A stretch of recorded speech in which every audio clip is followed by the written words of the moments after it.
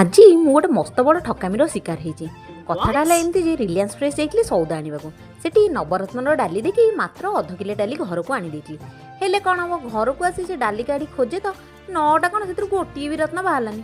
ଦୌଡ଼ିଗଲି ସ୍ୱାମୀଙ୍କ ପାଖକୁ, କହିଲି ହେଇଟି ଶୁଣୁଛ, ସେ ଯେଉଁ ନବରତ୍ନ ଡାଲି ଆଣିନଥିଲି ରିଲାଏନ୍ସ ଫ୍ରେଶରୁ, ସେଥିରୁ କ'ଣ ଗୋଟିଏ ବି ରତ୍ନ ବାହାରିଲାନି। ସେ କହିଲେ ଆରେ ନବରତ୍ନର ଡାଲି ମାନେ 9 ପ୍ରକାର ଡାଲି। ମୁଁ ହେଁ, ଡାଲି ଗୁଡ଼ା ପୁଣି କୋଉନଠୁ ରତ୍ନ ହେଲାଣି ବା। ସେ କହିଲେ ହଁ ହଉ, ସେ ରତ୍ନ ଖୋଜିବା ବନ୍ଦ କରି ଆଜି ସେଇ ଡାଲି ରୋଷେଇ କର ଖାଇବା। ତାପରେ ମନ ଦୁଃଖରେ ରୋଷେଇ ଘରକୁ ଆସି ସେ ଡାଲିକି ସିଝାଇଲି। ମୁଁ କହିଲି ନବରତ୍ନର ଡାଲି ଯଦି ସେଥିରେ 10 ରତ୍ନର ଛୁଙ୍କଟା ଦବା, ଆଉ କ'ଣ ବୁଝିପାରିଲେନି? ପିଆଜ, ରସୁଣ, ଅଦା, କଞ୍ଚା ଲଙ୍କା, ଟମାଟୋ ହେଇଗଲା 5 ରତ୍ନ। ଆଉ 5 ଫୁଟଣରେ ତ ଏମିତି ମିଶିଥାଏ 5 ରତ୍ନ, ହେଇଗଲା 10 ରତ୍ନ। ଆଉ ତାପରେ 10 ରତ୍ନର ଛୁଙ୍କ ଦେଇ ପ୍ରସ୍ତୁତ କରିଦେଲି ନବରତ୍ନର ଡାଲି। ହଁ ସାଙ୍ଗମାନେ, ଆପଣମାନେ କେବେ ମୋ ଭଳିଆ ଏମିତି ଠକାମିର ଶିକାର ହେଇଛନ୍ତି? ଯଦି ହେଇଥିବେ କମେଣ୍ଟ ସେକ୍ସନରେ ଜଣାଇବେ ତ। ଆଉ ଯଦି ନ ହେଇଛନ୍ତି ତାହେଲେ ମୋ ଭିଡ଼ିଓ ଦେଖି ସଜାଗ ହେଇଯାନ୍ତୁ, ଆଗକୁ ଯେମିତି ଠକାମିର ଶିକାର ଜମା ବି ନ ହେବେ।